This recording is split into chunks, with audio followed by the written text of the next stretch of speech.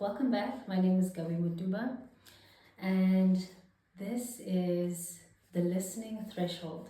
This is season 2 of my Sonic Conversations podcast that is still available on Spotify for you guys to listen. Season 1 was about analysis of my album, The Sabbath. Season 2 is going to be a bit different. So, season 2 is called The Listening Threshold. And this is basically all the information that I've gathered so far around sound, informed by other artists, informed by research, study, informed by, of course, my own experience as well in creating music. And this podcast is really just to share what I've learned so far and all the kind of nuggets of wisdom that I have to share to any vocal students or music students out there who are interested in just broadening their understanding of sound and music, and who want to be, a better musician, and also who want to kind of acquire a different perspective when it comes to sound, when it comes to, music and the creative process. Okay, so let's just get right into it. This is the Listening Threshold. This episode is called Surrender. The most common question that I get regarding music and sound is how does not standing in your own way look like? Because I'm always preaching about this idea of musicians and vocalists in particular, don't stand in your own way. What I mean when I say that, what I mean by that is your sound is really a culmination of how you came to sound. And how you came to sound is your sonic lived experience. So whatever your environment was at the time of your upbringing, all those sounds that you were exposed to as a young person, how loud your mother spoke to you, or how soft your grandmother whispered to you, or how far in proximity the sounds of taxis were, or what was happening in your immediate environment. All those auditory experiences are building your auditory kind of system at the same time as you're receiving or perceiving all these sounds. So meaning this also just says that your sound is very specific. Our sound is like a fingerprint. I'm going to read a paper that we got also as first year student, which speaks about the idea of every person's voice being like a specific fingerprint. So I want you to keep this in the back of your mind when I'm explaining this to you. So your auditory system relies a lot on your perceived sound. How you perceive sound builds the capacity of your auditory system, but also you are made in the image of your perceived sound, of your auditory system. So the sounds that you were exposed to becomes your system. So when I say don't stand in your own way, it means to really recognize where each frequency lives in your own auditory imagination. So an A, for instance, or a C, for instance, sounds a particular way on the piano, but it also sounds a very specific way in your own, through your own auditory system, through your hearing, how you hear an A and how it sounds really comfortable within you and within your body is very unique to you. And this also informs whenever I do vocal exercises with vocalists. My number one rule is it shouldn't hurt. This is also an indication that you're finding sound that is kind of in alignment to your auditory system. So when it hurts, You know, when you're doing a vocal exercise and there's a particular screech or it doesn't feel good on your throat, or something in you is like very uncomfortable, that is telling that it is not to say that you can't sing that note, but you're singing it from the wrong place, right? The placement of that note is not correct within your own auditory system. It can be correct for someone else, but for you, how you're experiencing it, it's not sitting in the correct place. So whenever you're doing vocal exercises, it should never hurt.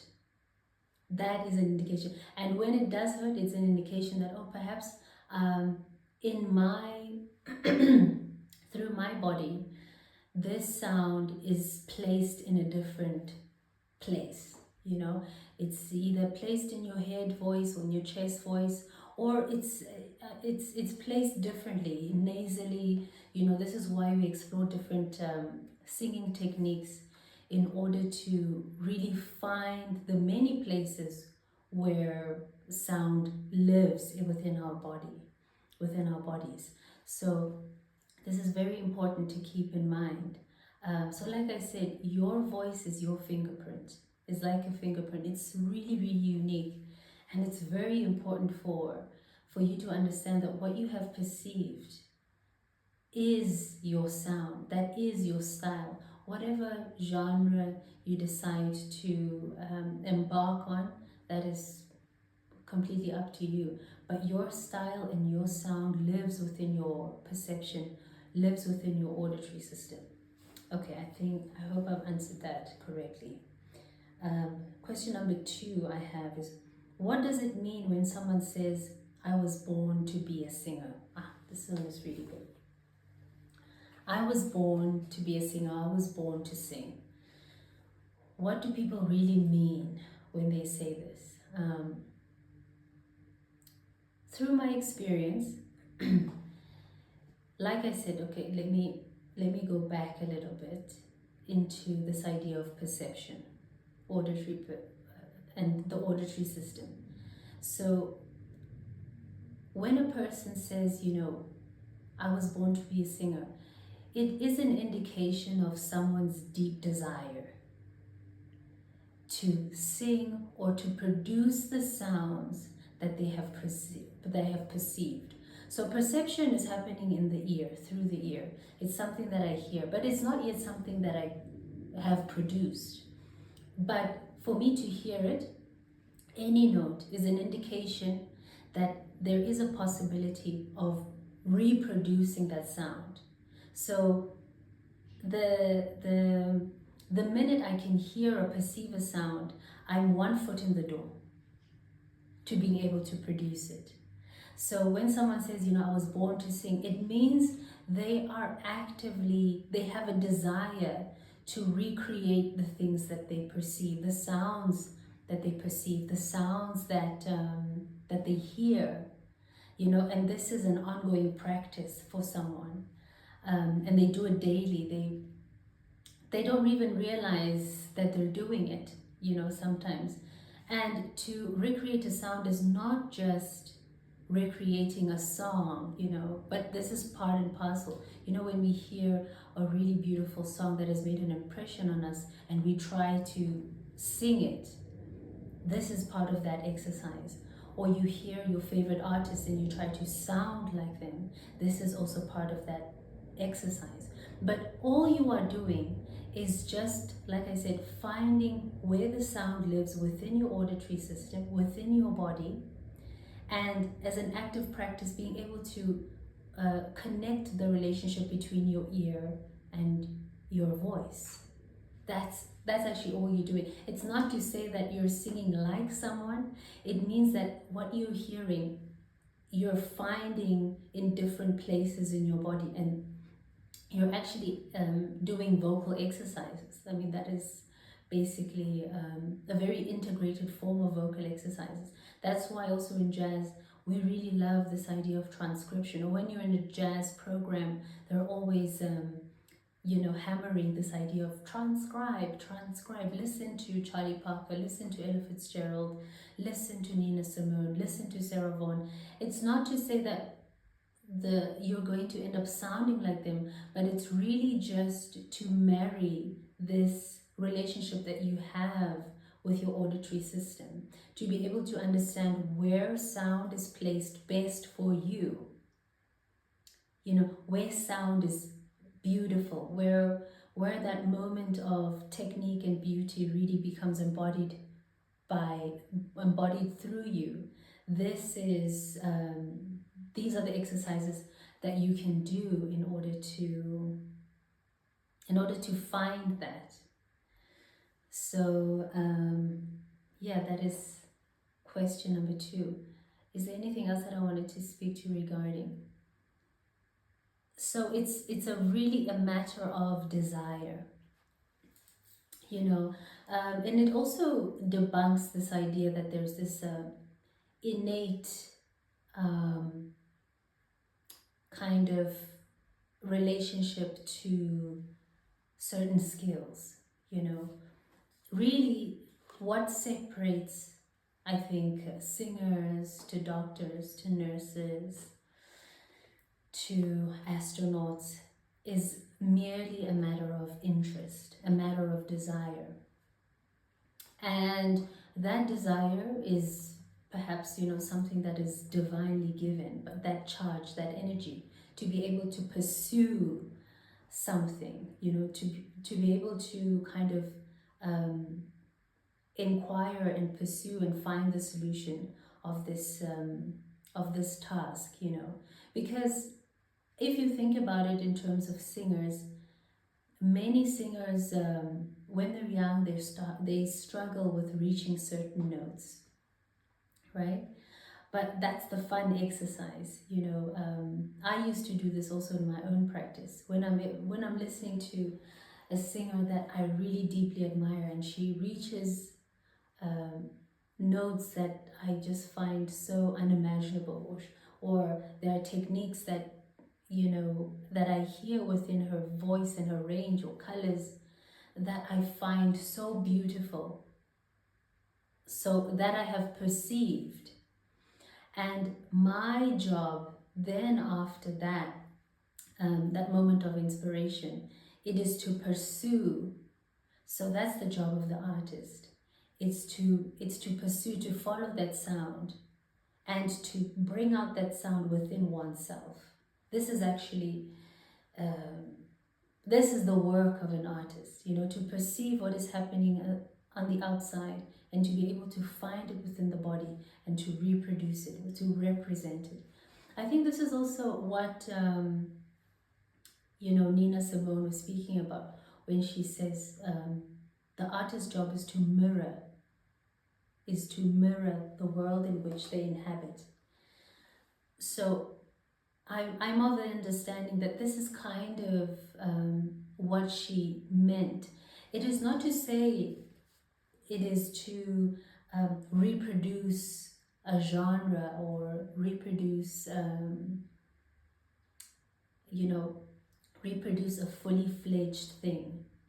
It is actually to just be in conversation with the sounds that are happening around you, and to be able to access those sounds, access the sounds of wailing, access the sounds of crying, access the sounds of joy, access the sounds of, very unique experiences unique to you as an individual. Like I said,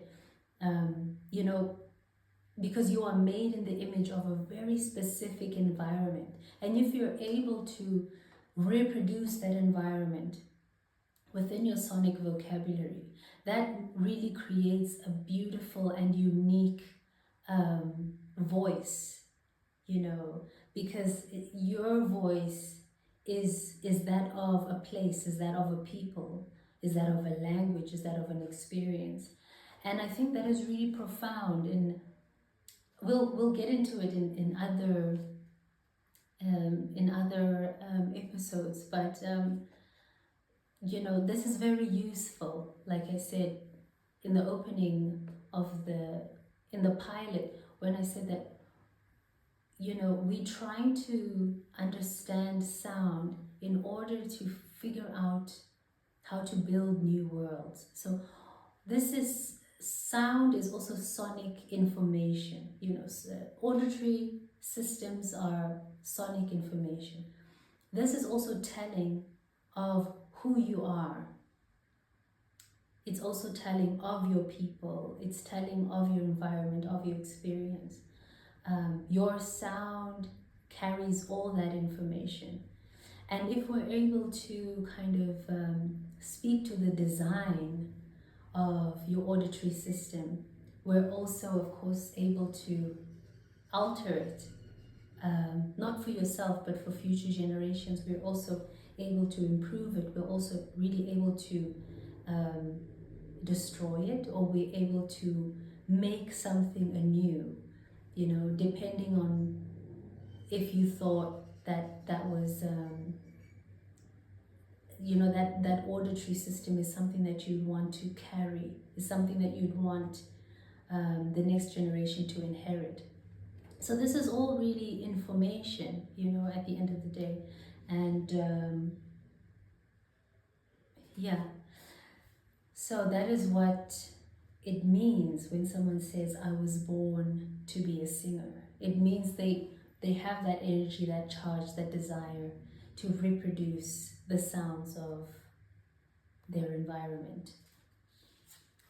And the last question is, what does it mean when we say someone has found their sound? So when we notice singers, I think, who have a profoundly unique expression, and it's very clear and it's very powerful, what is it that we mean? Shout out to Denise. She's a friend of mine. We were on a fellowship program called Oscillations, and we were in Europe presenting some of our works. And I was doing an exhibition, a sonic exhibition called The Scream. I think it's still available on YouTube for you guys to check out. I did a few interviews with that. But I presented a paper. And a few months later, after the fellowship program had ended, she reaches out to me and said, Gabi, you have to read this. I was reading it and it echoes so much of what it is that you were proposing. I wondered, do you know who these people are? So she sends it to me, immediately asked, please just send it to me now. And I'm so glad that she did that. It was quite special that I came to this article by way of a friend who kind of really heard what it is that I was saying when I presented the paper, and really took it upon herself to reach out and share this paper with me. So this one is called, the book is called Refiguring American Music, right? But I'm reading from the first chapter called Empire Sounds, Audible Empire. And I am reading from the introduction, Hearing Empire, Imperial Listening. It's by Ronald Radano and Tejumolo Olanyan.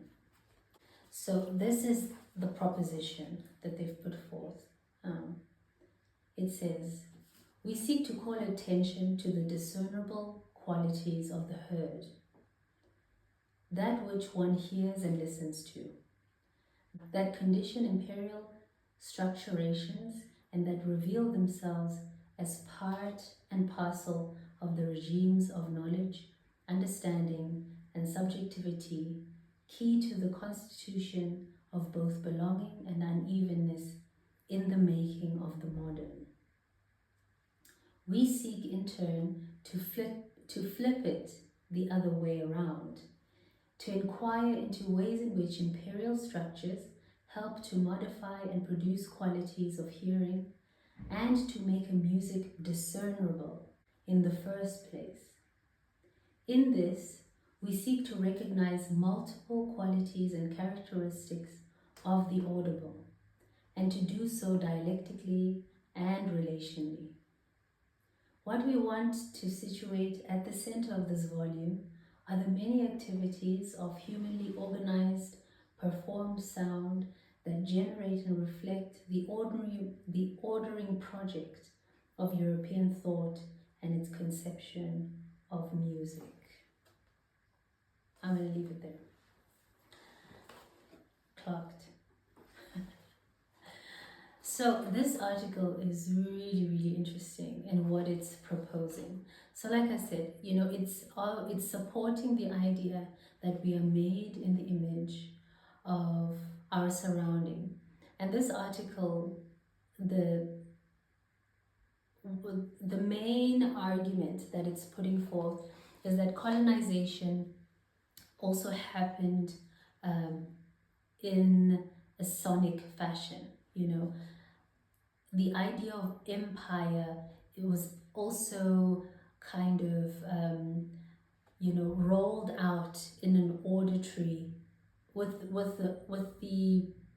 the hearing and with sound in mind. All right, it was not just this tangible thing, but it also happened sonically, and the implications of that is